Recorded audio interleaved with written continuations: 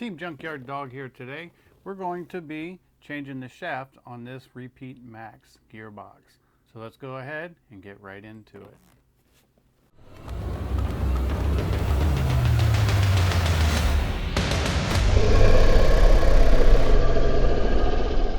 Alright, so here we have our victim.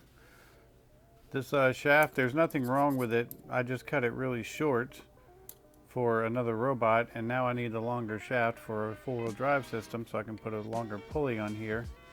So I need to swap this shaft for this shaft, and I'm going to try to do this and keep it in focus, but this is how I do it. You have an E-clip right here on this shaft, so the first step is to remove that E-clip, and I'm just going to take these little fingertech pliers here, try to keep it to where you can see it.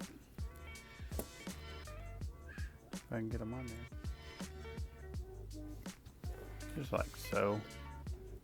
I like taking the E-clip off first because once you separate the can, you have less to hold on to. Now we got a little washer in here. I'm gonna get that washer to slide off. They like to hang up in the groove that the E-clip goes into. There we go. Now we're gonna get our screwdriver and we're gonna remove these screws. All four of them just on the front half of the can. There's no point in taking the back off. And if you use a lot of Loctite on these screws, then you can use a small lighter and heat these up to make them release easier. I'm going to test the waters with one, which this is a well worn in motor, so it was loose. But I will say one good thing about the Repeat Max motors is Peter is really good about these things being Loctited and everything for you when they come out. When you buy the Mega Sparks, you got to pull them apart and put Loctite in, and that's just an unnecessary step. It's nice that somebody does it for you. All right, so now that we have that there, and it's really hard to do this to where you guys can see it all. Here's the actual little planetaries. This is what the inside looks like. And this is the part we're changing. Since we've already removed the E-clip, you just simply push the shaft up, pop it out, and pop the new one. And then just like so. So I'm gonna go ahead, and if you don't have a little fine hook like this, I would recommend you get one if you're doing this kind of stuff. It makes life easier. But we're gonna go ahead and install our gears.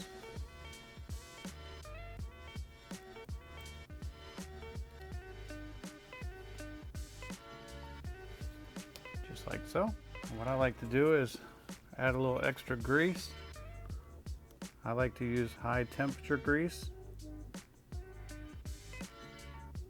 Don't use too much and don't use too thick, because that's just going to cause you more wear and tear and heat in your motors, and you can burn stuff up just by using the wrong grease.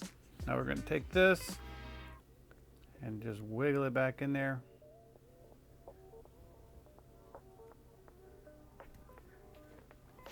I'm trying to stay out of the way of the camera as much as I can, but it gets kind of difficult at times. So now what we're going to do is we're going to reinstall these little screws, re-Loctite them, blue Loctite, not red. Make them tight, but don't give it all you got. You don't want to be drilling one of these little screws out.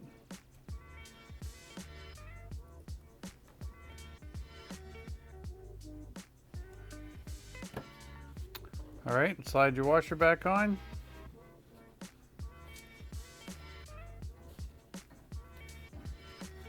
And then we're going to reinstall our E-clip.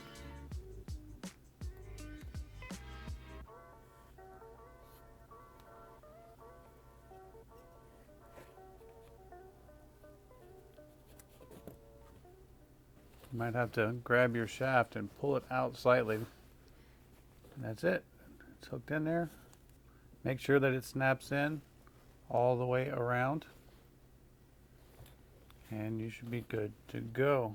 And there you have it. That's all it takes to swap out a shaft on one of these motors. With that being said, I have about 8 of these and I still have all 8 of them. I've taken direct shots from robots like Strider in Seattle on Rougarou and actually punched the motor back into the robot and the gearbox was fine. So very high quality stuff that we're getting out of Repeat right now. And until next time, we're Team Junkyard Dog, and we're out.